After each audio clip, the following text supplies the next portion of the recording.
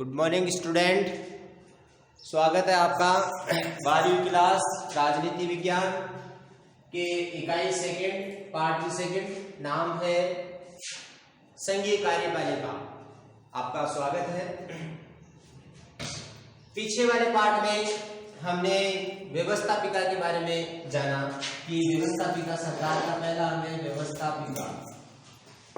व्यवस्थापिका के अंतर्गत हमने पढ़ा लोकसभा को और राज्यसभा, दोनों के गठन को, दोनों की शक्तियों को और संसद की शक्तियों को पीछे वाले पार्ट में हमने इकाई दूसरे के पहले पार्ट में। आज अपन बात करते हैं संघीय कार्यपालिका। सबसे पहले तो कि कार्यपालिका होती क्या है। कार्यपालिका में अपन 4 चीजों को पढ़ते हैं: राष्ट्रपति, उपराष्ट्रपति, इसके अलावा प्रधानमंत्री और मंत्री परिषद और महान्यायवादी। यानी इन पांचों का सम्मिलित रूप ही संघीय कार्यपालिका कहलाती है। ठीक है। कार्यपालिका यानी भारतीय जो संविधान है, यानी भारतीय संविधान में कहा कि सरकार के 3 अंग होते हैं, जिसमें कार्यपालिका जो है संसद के द्वारा पारित कानूनों को लागू करवाती है। कार्यपालिका का काम है, व्यवस्थापिका का काम कानून बनाना है और इसका काम उन्हें लागू करना। ठीक है। अब इसमें अपन राष्ट्रपति को, उपराष्ट्रपति और प्रधानमंत्री और मंत्री परिषद को पढ़ते हैं। अब यहां मैं आपको बता दूं कि कार्यपालिका 2 प्रकार की होती है, जिसमें 1 नंबर में तो है नाम मात्र की या फिर औपचारिक कार्यपालिका, और एक होती है आपके वास्तविक कार्यपालिका, यानी शक्तिशाली कार्यपालिका। नाम मात्र की कार्यपालिका कहते हैं अपन राष्ट्रपति को। हालांकि राष्ट्रपति यहां पर भी हमने पढ़ा था लोकसभा, राज्यसभा और राष्ट्रपति तीनों का संयुक्त रूप ही क्या कहलाता है? संसद कहलाता है। कल हमने देखा था। लेकिन संघीय कार्यपालिका के अंदर भी राष्ट्रपति आता है, क्योंकि राष्ट्रपति कार्यपालिका का संवैधानिक क्या होता है? प्रधान होता है। ठीक है। और नाम मात्र का होता है, जबकि वास्तविक कार्यपालिका कौन सी है? मंत्री परिषद या मंत्रिमंडल और प्रधानमंत्री। ठीक है। क्यों? क्योंकि राष्ट्रपति हमारे देश का जो है उसके पास अनंत शक्तियां होती है, बहुत सारी शक्तियां होती है, लेकिन वो राष्ट्रपति अपनी शक्तियों का प्रयोग प्रधानमंत्री और मंत्री परिषद की सलाह के बिना नहीं कर सकता। ठीक है। इसलिए उसे अपन नाम मात्र की कार्यपालिका कहते हैं। और वास्तविक कार्यपालिका यानी शक्तियों का वास्तविक प्रयोग, शासन की शक्तियों का प्रयोग वास्तव में कौन करती है? मंत्रिमंडल करती है। इसलिए अपन मंत्रिमंडल को क्या कहते हैं? वास्तविक कार्यपालिका। ठीक है। तो विश्व की जितनी भी कार्यपालिकाएं हैं, विश्व के सभी देशों में कार्यपालिका में एक समान कार्यपालिका नहीं होती है, क्योंकि लोकतांत्रिक देशों में शासन के 2 रूप होते हैं। तो पीछे आपने पढ़ा, एक तो संसदात्मक शासन है, एक तो संसदीय शासन है, और एक है अध्यक्षात्मक शासन। ये मैंने बताया भी था शायद आपको। संसदीय शासन प्रणाली किसे कहते हैं? जिन देशों में कार्यपालिका अपने कार्यों के लिए संसद के प्रति जवाबदेही होती है, जहां कार्यपालिका जो है संसद के प्रति जवाबदेही होती है, यानी वे देश जिन देशों में कार्यपालिका अपने समस्त कार्यों के लिए संसद के प्रति जवाबदेही होती है तथा शासन की समस्त शक्तियों का स्रोत संसद ही होती है, ऐसी शासन व्यवस्था को अपन बोलते हैं संसदीय शासन प्रणाली। ये जैसे भारत में है, जापान में है, इटली, जर्मनी में पाई जाती है। दूसरी अध्यक्षात्मक शासन प्रणाली।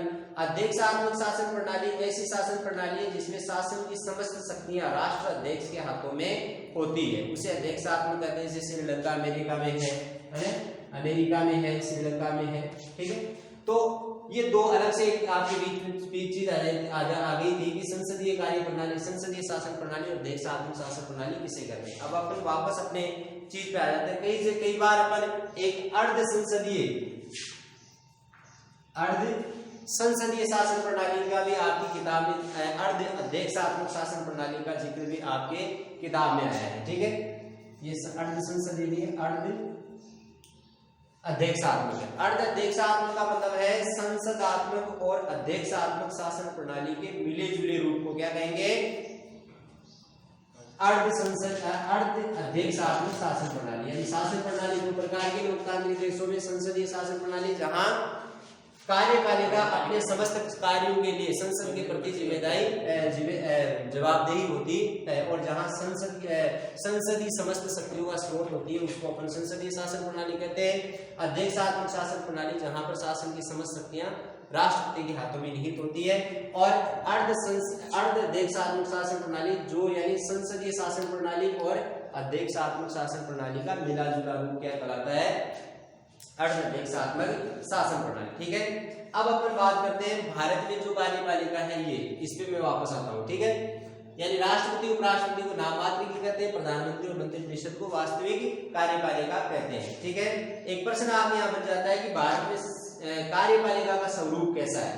तो भारत में संसदीय शासन व्यवस्था को अपनाया भारत में, ठीक है, जिसमें राष्ट्रपति कार्यपालिका का संवैधानिक अध्यक्ष होता है, यानी नाम मात्र का अध्यक्ष होता है, जबकि वास्तविक कार्यपालिका कौन होती है? मंत्री परिषद होती है। ठीक है, यानी मंत्रिमंडल और प्रधानमंत्री होता है। राष्ट्रपति का पद गरिमा और प्रतिष्ठा का पद होता है। ठीक है, राष्ट्रपति देश का प्रथम नागरिक होने के साथ साथ वरीयता क्रम यानी प्रोटोकॉल में सर्वोच्च स्थान रखता है। यानी अपना जो वरीयता क्रम है उसमें राष्ट्रपति आएगा सबसे पहले, फिर उपराष्ट्रपति, फिर प्रधानमंत्री, फिर मंत्रिपरिषद, फिर मान्यवती। इस तरह से ये एक प्रोटोकॉल हो गया। उसमें सबसे पहले नंबर के ऊपर अपना ये राष्ट्रपति आता है जो नाम मात्र का होता है। ठीक है, अब राष्ट्रपति, उपराष्ट्रपति, प्रधानमंत्री और मंत्रिपरिषद और महान्यायवादी, ठीक है, इन चारों को, पांचों को मिलाकर के संघीय कार्यपालिका का गठन किया जाता है। अब है इसमें अपन सबसे पहले पढ़ेंगे किसको? राष्ट्रपति को।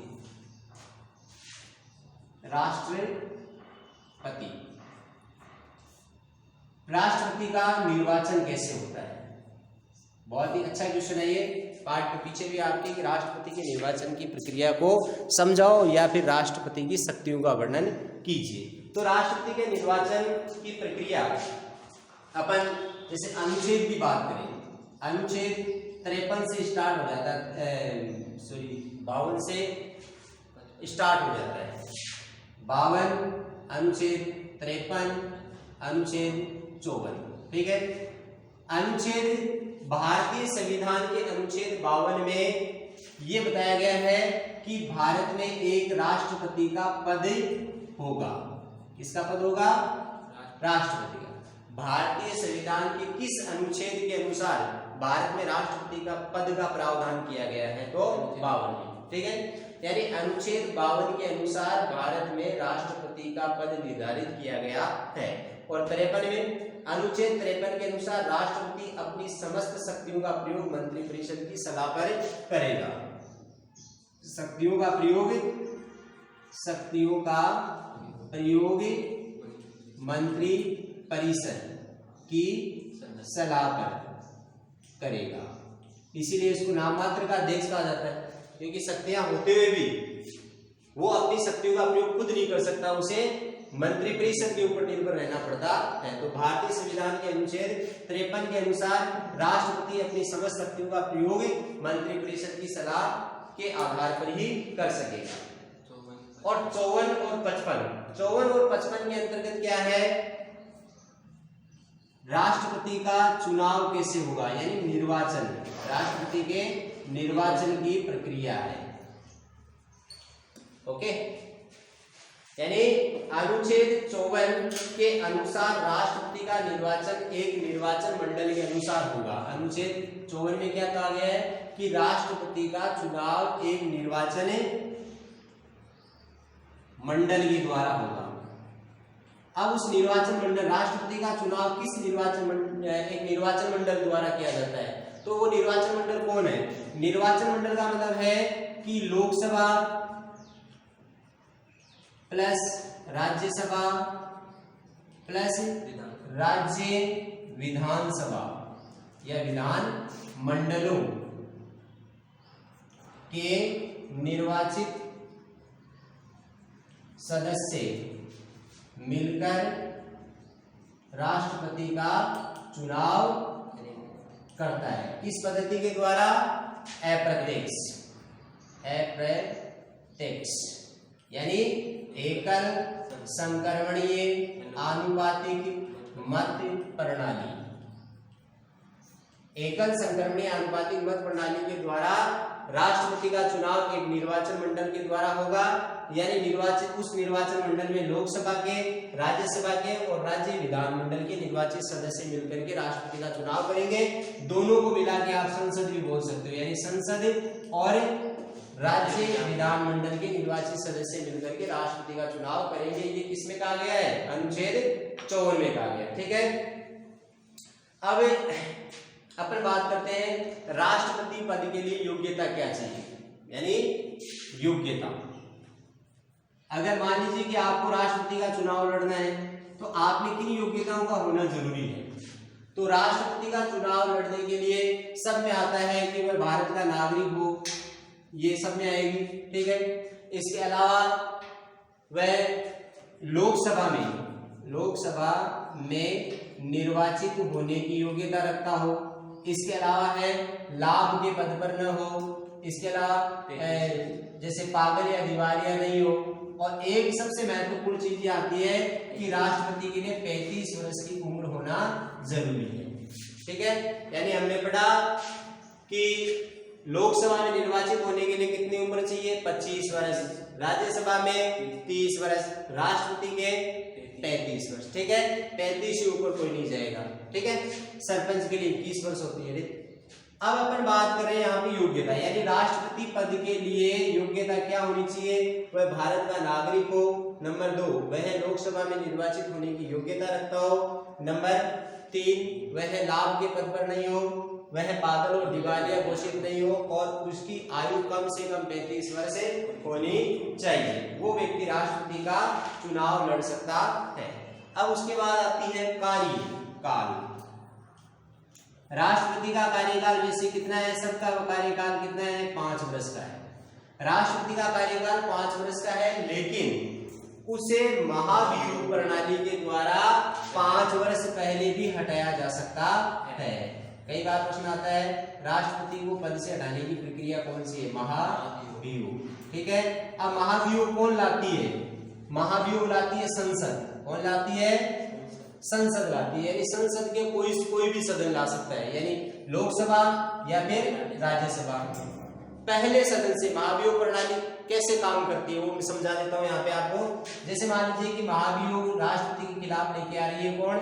लोकसभा से प्रस्ताव पारित होता है, तो प्रस्ताव यानी लोकसभा में महाभियोग प्रस्ताव पारित करने वाले जो लोग हैं, पहले उस सदन में उपस्थित सदस्यों का 1/4 सदस्यों की स्वीकृति होनी चाहिए। यानी जैसे मान लीजिए कि सदन में 545 है, 545 का 1/4 सदस्य ये सोचते हैं कि यार राष्ट्रपति ने अपने पद का गलत उपयोग किया है, वो संवैधानिक तरीके से कार्य नहीं कर रहा है, तो उसे पद से हटा देना चाहिए। तो सदन में उपस्थित सदस्यों का 1/4 बहुमत के आधार पर महाभियोग प्रस्ताव लाया जाता है। ठीक है, वो उसके ऊपर विचार विमर्श करते हैं। विचार विमर्श करने के बाद उसको अपने ही सदन में वापस रखते हैं।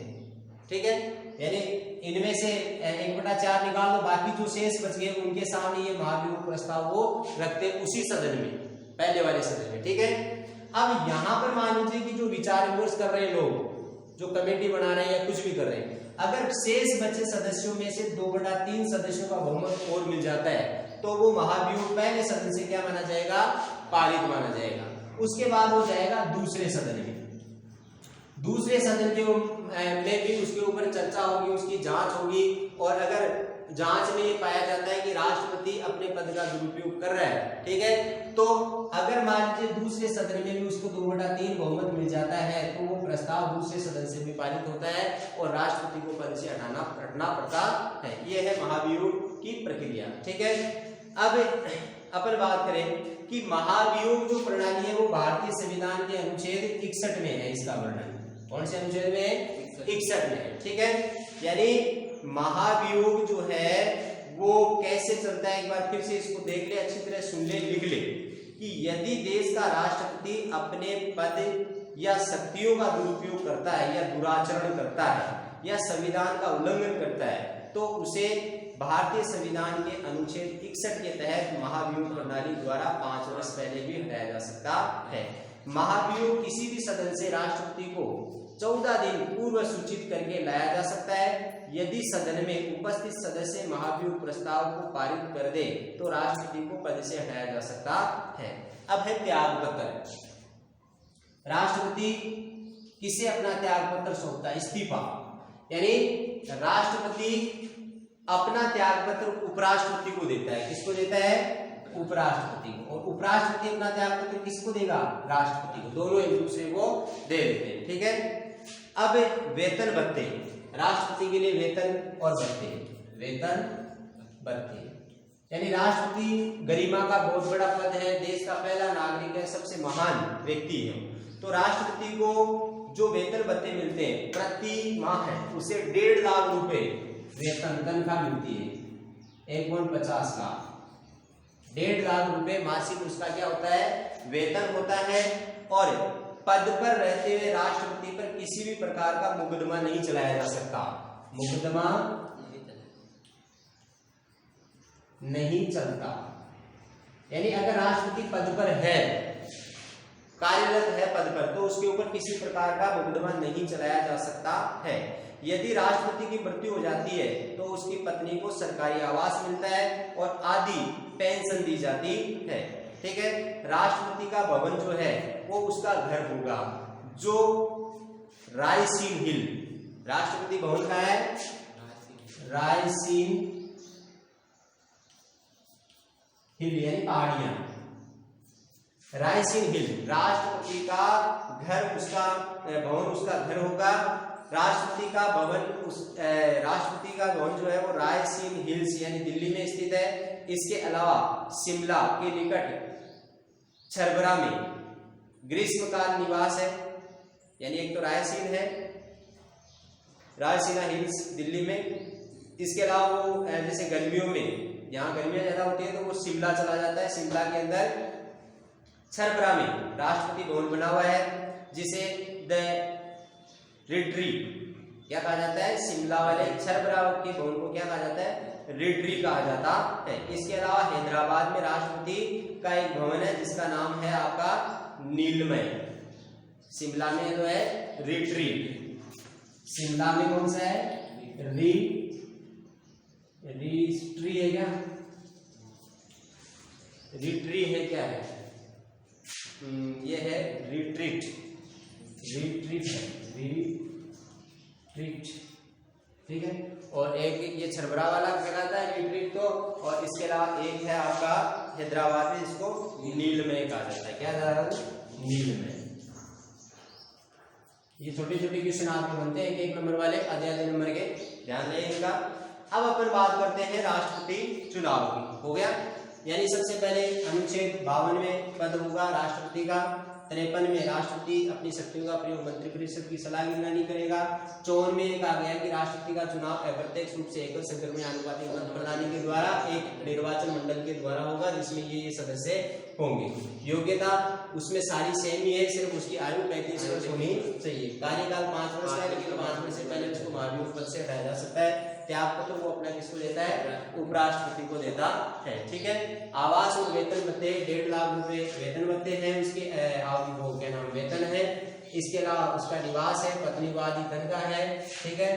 अब अपन बात करते हैं, नेक्स्ट पॉइंट पे चलते हैं। नेक्स्ट पॉइंट है आपका न्यूनतम कोटा।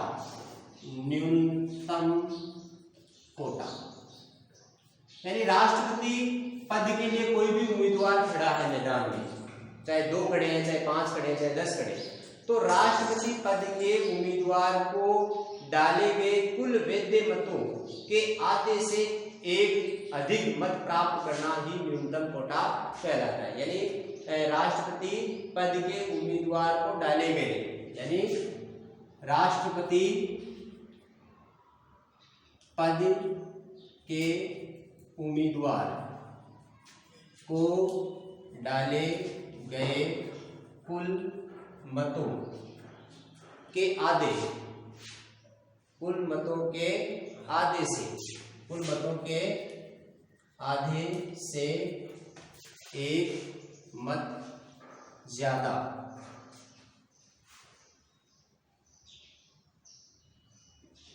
प्राप्त करना न्यूनतम कोटा है, न्यूनतम कोटा कहलाता है। इसको सूत्र बनाए कैसे, यहां से देखो, डाले गए कुल मतों की संख्या बटा कुल उम्मीदवार प्लस एक ज्यादा प्लस एक, ठीक है। ये इसका क्या बन जाता है, सूत्र बन जाता है, ठीक है। अब राष्ट्रपति के निर्वाचन में निर्वाचन मंडल जो होता है उसमें दो बातों का विशेष जोर दिया जाता है। एक तो है राष्ट्रपति निर्वाचन मंडल में जनसंख्या का निकटतम संभव समान प्रतिनिधि होना चाहिए, और दूसरी शर्त है समस्त विधानसभा सदस्य द्वारा यानी दिए गए मतों की संख्या समान हो, उसके लिए कुछ विशेष पद्धतियां अपनाई जाती है, ठीक है। यानी राष्ट्रपति के चुनाव में हमने देखा कि एक तो लोकसभा और एक राज्यसभा और एक विधानमंडल, ये तीन सदनों के निर्वाचित सदस्य मिलकर के क्या करते हैं, राष्ट्रपति का चुनाव करते हैं, ठीक है। अब इसमें क्या होता है, प्रत्येक सदस्य का मत का मूल्य ज्ञात करना होता है। क्या करना होता है, प्रत्येक सदस्य के मत का मूल्य। जैसे मान लो पहले अपन बात करें कि संसद वाला ले लेते हैं, दोनों को मिला के अपन क्या करेंगे, यहाँ पर संसद कर लेते हैं। यानी लोकसभा के सदस्यों का मत का मूल्य या फिर राज्यसभा के सदस्यों का मत का मूल्य, या यूं कहते हैं कि संसद के सदस्यों के मत का मूल्य, ठीक है। तो इसका एक सूत्र है आपके, सूत्र क्या है कि राज्य विधायिका के मतों की कुल संख्या, यानी राज्य विधायिका के सदस्यों के कुल मत, राज्य विधायिका का जो है विधान मंडल, राज्य विधान मंडल के सदस्यों के, राज्य विधानमंडल के सदस्यों के मत का, सदस्यों के कुल मत बटा है आपके संसद के निर्वाचित सदस्य, संसद के निर्वाचित संसद में कौन है, लोकसभा के प्लस राज्यसभा के, दोनों के निर्वाचित सदस्य, ठीक है। और एक आपका जो रह जाता है क्या, विधानमंडल वाला, ये वाला नीचे वाला है ना, इसको मैं ऊपर ले जाता हूं, यहाँ पे ये यहाँ इसको बिठा देता हूं मैं, न्यूनतम कोटा यहाँ लिख देता हूं इसको, है ना। ये थोड़ा समझना आपको जरूरी है, समझ में आ जाएगा तो अच्छा है। राज्य विधान मंडल के सदस्यों के मत का मूल्य क्या होगा, बराबर इसको होगा राज्य की कुल जनसंख्या, राज्य की कुल जनसंख्या बटा आपका हो जाता है राज्य विधानमंडल के कुल निर्वाचित सदस्य, राज्य विधानमंडल के कुल निर्वाचित सदस्य भाग है 1000 का, ठीक है। तो ये तीन सूत्र है, ये आपको याद करने पड़ेंगे, ठीक है। अब जैसे मान लीजिए मैं यहाँ पे एक उदाहरण देके आपको समझाऊं। सबसे पहले जैसे मान लीजिए ये आपके न्यूनतम कोटा का ये दूसरा हो गया, ये तीसरा हो गया। न्यूनतम कोटा को बाद में काम मिलेंगे, लास्ट में आता है ये काम में, ठीक है। पहले इसको देखें कि राज्य विधानमंडल के सदस्यों का मत का मूल्य ज्ञात करने का सूत्र क्या है, राज्य की कुल जनसंख्या। जैसे राजस्थान की बात करें तो राजस्थान की अभी वर्तमान में जनसंख्या कितनी है, 6 करोड़ 85 लाख, 6 करोड़ 85 लाख। इसके अलावा 48,437 ये राज्य की क्या होगी, कुल जनसंख्या होगी, बटा राज्य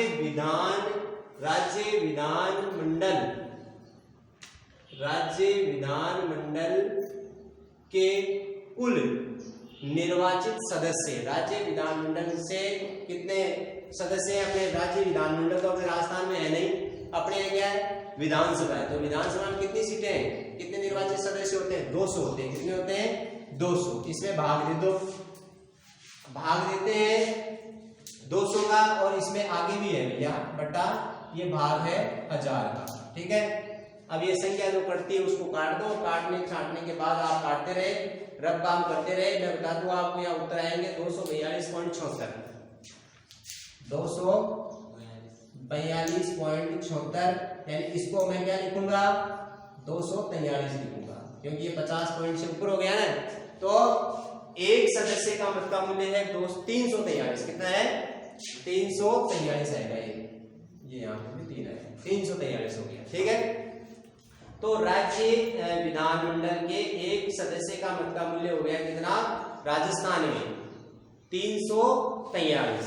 अब संसद के सदस्य का मत का मूल्य याद करना, ये वाला दूसरे नंबर, तीसरे नंबर में लोकसभा कहते हो या राज्यसभा या फिर इसको संसद। संसद मतलब के सदस्यों के एक सदस्य का मत का मूल्य निकालने का सूत्र, राज्य विधानमंडल के सदस्यों के कुल मत कितने हुए, एक का कितना है 343, भाग दिया ना अभी ऊपर, एक का 343 है, एक का है 343, तो सीटें कितनी है अपने पास 200 है। कितनी है, 200 सीटें है ना, तो इसको आपको गुणा करना पड़ेगा, 200 से गुणा करोगे क्या, यानी संसद के एक सदस्य के मत का मूल्य राज्य विधायिका के सदस्यों के कुल मत, जैसे मान लो मैं यहाँ पे 200 से गुणा करता हूँ, यानी 2 से गुणा करता हूँ तो 3 दूनी 6, 4 दूनी 8 और 3 दूनी 6 और 2 शून्य है ना, तो 6000 यानी 6,86,000 कितने हो गए, 68,600 कितने हो गए, राज्य विधानमंडल के सदस्यों के कुल मत हो गए 68,600। फिर है बटा संसद के निर्वाचित सदस्य, यानी लोकसभा और राज्यसभा के सदस्य कितने हो गए, लोकसभा में कितने हैं 545 और राज्यसभा में 245, यानी नहीं सॉरी, ये है लोकसभा और राज्यसभा के निर्वाचित सदस्य, यानी राजस्थान से लोकसभा में कितने सदस्य निर्वाचित होते हैं और राज्यसभा में कितने हैं, तो लोकसभा में तो जाते हैं 25, लोकसभा में कितने हैं 25 प्लस राज्यसभा से 10। ठीक है, टोटल कितने हो गए, इसको मैं यहाँ भी लिख देता हूँ 68,600, ये इनका योग 25 और 10 कितने हो गए, 25 10 35, भाग दे दो 35 में तो आएगा 1960। कितने आएंगे 1960, यानी राज्य विधानमंडल के एक सदस्य का मत का मूल्य तो आया इस सूत्र के अनुसार 343, और फिर संसद के एक सदस्य का मत का मूल्य इस सूत्र के अनुसार आया कितना 1960। ठीक है, अब अपन आगे बढ़ते हैं। अब है आपके न्यूनतम कोटा किस तरह से निकलता है वो चीज, तो वो चीज अपन देखें यहाँ पे, तो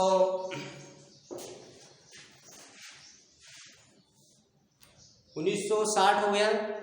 अब उसके बाद आगे अपन बात करते हैं राष्ट्रपति की शक्तियों के बारे में।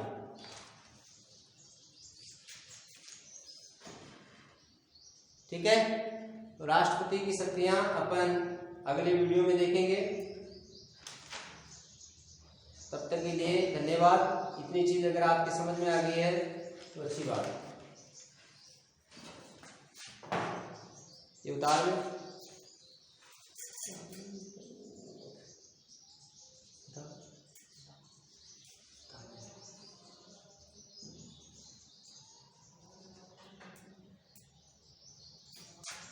ये प्रश्न आ जाते हैं कई बार कि राष्ट्रपति न्यूनतम कोटा निकालने का सूत्र बताइए, या फिर प्रश्न आ गया राज्य विधानमंडल के एक सदस्य का मत का मूल्य कैसे ज्ञात किया जाता है, और संसद के एक सदस्य के मत का मूल्य कैसे ज्ञात किया जाता है। तो आप इन सूत्रों के आधार पर ये बता सकते हो। अब ये तो राष्ट्रपति की निर्वाचन प्रक्रिया आपकी संपूर्ण हुई है। अब आपको कल राष्ट्रपति की शक्तियों के बारे में बताया जाएगा। राष्ट्रपति की 2 प्रकार की शक्तियाँ आपके एक तो संकटकालीन शक्तियाँ और एक सामान्य शक्तियाँ।